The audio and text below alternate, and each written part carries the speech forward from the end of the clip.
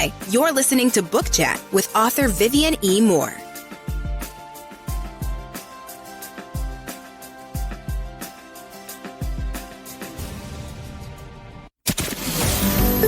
Welcome, everybody, to this week's episode. We really appreciate you joining us. This podcast really shows us how we can all learn, live, and thrive off of each other. By sharing our knowledge through our conversations, we will impart some knowledge whilst learning ourselves how to progress even further. Here is your host.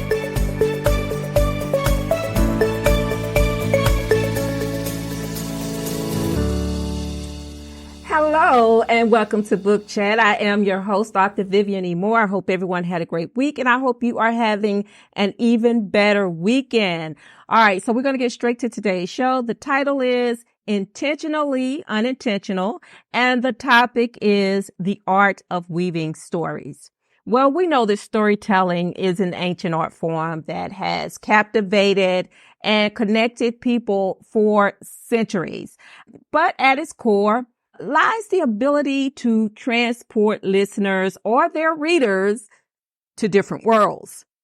It can also evoke emotions and provoke thoughts, okay? So, while some storytellers meticulously plan every detail of their narratives, others embrace a more organic approach, all right? So allowing the story to unfold naturally is, to me, in my opinion, is the best way to tell a story. All right. So this is the essence of being intentionally unintentional, crafting those stories with intention while leaving room for spontaneity and creativity to flourish is always the best policy. All right. So let's talk about a few things that has a lot to do with this intentional, unintentional business. All right. If you will. So first of all, let's embrace the unknown. So when approaching storytelling, with an intentionally unintentional mindset, we embrace the unknown and we welcome those unexpected twists and turns. All right. So this openness to the unpredictable, it can lead to some of the most authentic and compelling narratives as characters and plot lines. They take on a life of their own. And that's what we want them to do. We want those characters to come to life, to speak to the audience and let them know, hey, I'm here and this is what I have to say. And number two is letting those characters lead. Now we know how important it is in the writing world to do that. All right. So, one of the hallmarks of intentional unintentionality is always allowing the characters to lead the way. Instead of rigidly following a perceived plot, we can allow our characters to develop organically. And that to me is the best way too. And what it does is it gives them freedom to make choices and to drive the story forward in surprising ways. Now, for those listeners, you may say, well, we're talking about fictional characters that are not alive. Okay. They are fake. They are not real. But to writers, those characters are very much real. They're very much alive because, we pour life into them. We create those characters to touch and to have feelings, to do all the things as we as humans can do. We create our characters to do the same thing. All right. It may not be physically, but still they do the same things we do as humans. All right. So the next thing we need to do is to trust the creative process. And we know that trusting the creative process, it is essential when practicing intentional unintentionality. All right. So what it does is it requires us to let go. Okay. I know that's so hard, of our need for control. All right. And surrender to the flow of inspiration. We have to let inspiration build. We have to let the inspiration out. Okay. So that means that you cannot follow the script at all times. Sometimes you just have to get off the script and just let that creativity flow. And what it can do is it can open up so many other doors to new ideas. And sometimes when you deviate from that original plan, it can allow you to explore those different narrative paths. Okay. So number 4 is finding meaning in serendipity. All right. A lot of people don't believe in serendipity. They believe that all things happen for a reason. I believe all things happen for a reason too, but I also believe in serendipity because sometimes those unexpected things do happen, and, and you can see them, however you want to characterize them, however you want to define it, that is your choice. But we know that serendipity, it plays a significant role in storytelling. Okay. So, we have a whole lot of unplanned moments while we're in the process of creating stories. Sometimes we can just go off on a tangent and end it, in some of the most unexpected places that are good places. Okay. So sometimes those unplanned moments, those chance encounters and those unexpected discoveries, they can add depth and meaning to your story, and it can be infused.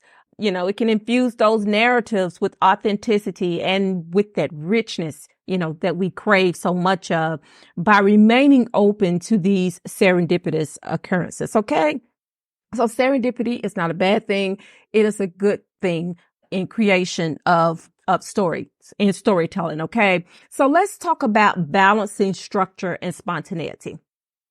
Well, while we know that, intentional unintentionality, it celebrates spontaneity. It is essential to that balance and that structure to have that spontaneity. All right.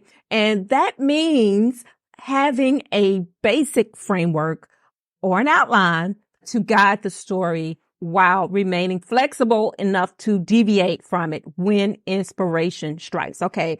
I am a stickler sometimes, but I am also flexible. I have learned to be flexible, okay? Especially when writing, because that is so terribly important. It truly is. And I understand that, a lot of writers, for them, they tend to write in one way, okay? And that's usually following, a flow chart or, some type of writing implements that they use that they don't deviate from, on a regular basis. They try to stick to the program, but sometimes it's good, again, to go off script and just to embrace, the framework of spontaneity, because it is so good. Okay. Sometimes you do have to go off script and just, just go with the flow because it works. All right. It works. All right. So number 6 is embracing imperfection. All right. I know we're not perfect. Okay. We were not intended to be perfect. All right. We are so flawed. And it's good to remember that when you are creating characters in your stories. All right. Don't make them so perfect that they are unbelievable. Okay. We want to keep them flawed.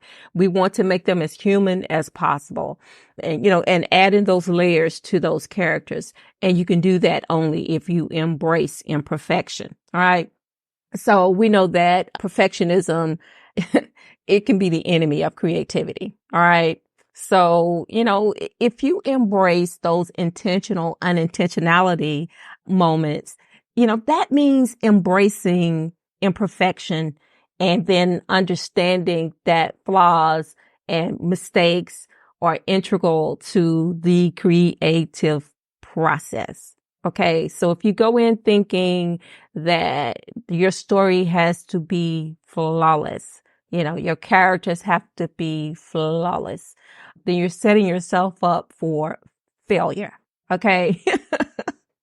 Because we know that sometimes through imperfection comes the most perfect outcomes. All right. So you may go in intentionally trying to make it the best that it possibly can be. And I am a proponent of that. I am.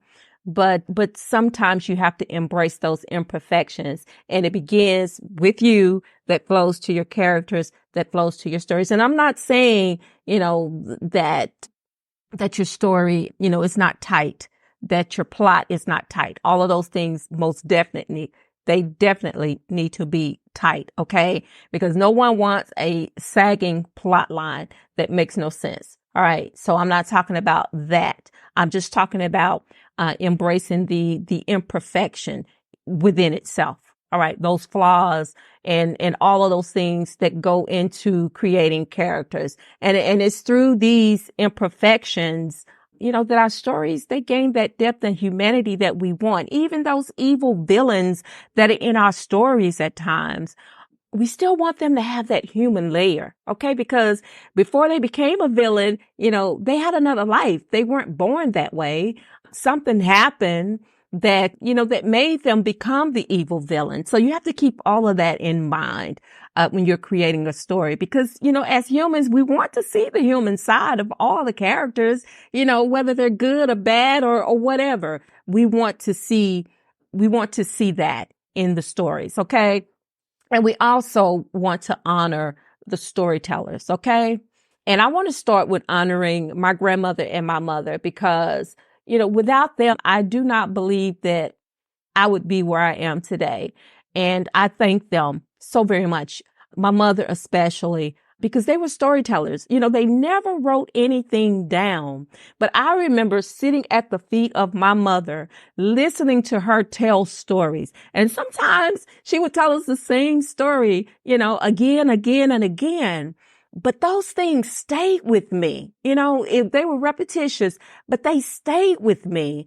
And it was a pattern. She was setting a pattern of how you tell a story. And I am so thankful that I paid attention in class, okay? Because she was teaching me something. And I'm so appreciative of that because, it's in me. First of all, it's in my DNA. I share that gift. I know that writing is a gift. Not everyone can do it well. And I know that it's in my DNA, the storytelling part of it, because, that's who my mother was. She was a storyteller and she did a wonderful job of doing it. Maybe she didn't know the mechanics of storytelling as a writer would, but still it was in her, that gift to tell a story, to import the feelings and all of those things that go along with telling a story. She had that part of it down pat. And I'm so thankful for her that I have that gene inside of my DNA, that writing gene, that storytelling gene inside of me that I know came from her, that my grandmother passed along to her. So I'm so thankful for that.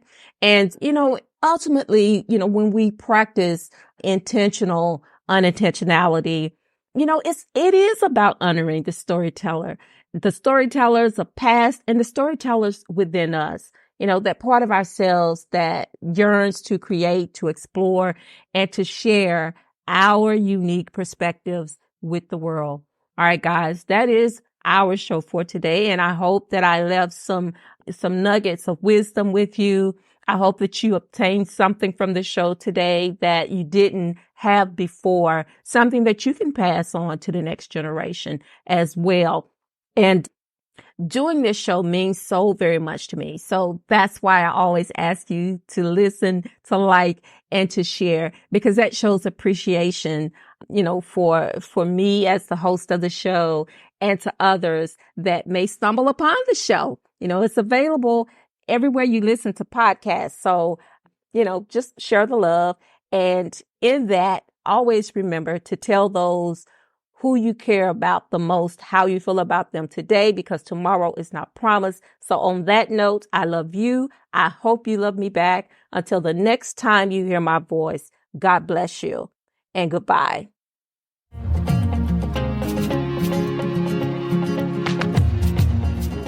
Loved what you've heard on this week's episode? Well, the answer is simple. It would mean the world to us if you could head over to iTunes and leave us a 5-star review and feedback. Spreading the word really is the best way to grow our podcast